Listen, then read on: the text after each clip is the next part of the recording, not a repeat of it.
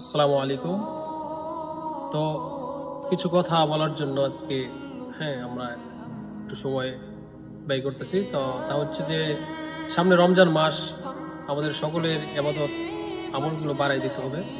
তো আমরা বেশি বেশি আল্লাহ তাআলার জিকির ইস্তেগফার করব এবং আমাদের আমলগুলো আর একটু বেশি বেশি করতে হবে। জি।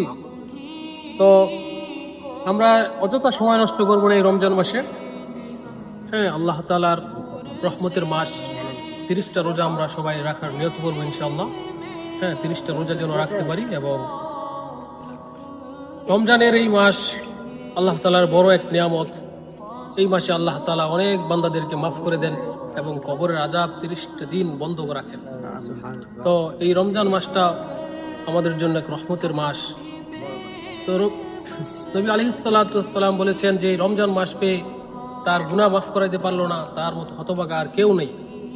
তো এই রমজান মাসে আমরা বেশি বেশি আল্লাহ তাআলার কাছে মাফ চাইবো এবং বেশি বেশি আমল করব, ইস্তেগফার পাঠ করব, বেশি বেশি দুরূদ পাঠ করব।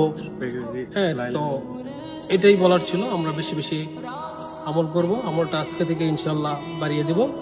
তো আসসালামু আলাইকুম ওয়া রাহমাতুল্লাহি ওয়া বারাকাতুহু।